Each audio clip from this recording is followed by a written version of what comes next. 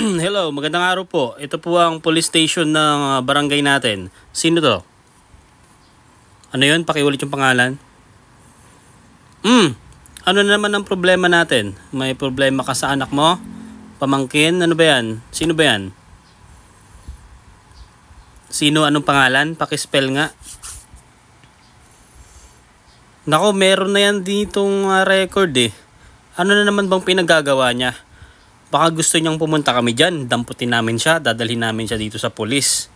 Gusto niya ba yon? Kausapin mo nga yan. Ano bang ginagawa niya? Talaga naman nagagalit na naman yung boss namin dito. Sige, tatawag kami mamaya. Pakisend nga yung address nyo. Tsaka yung pangalan niya. Dadalawin namin siya dyan pag hindi pa rin siya nagbago. Isusumbong namin siya kay Purok tsaka Kagawad. Okay? Sige po, salamat. Mag-ingat po kayo.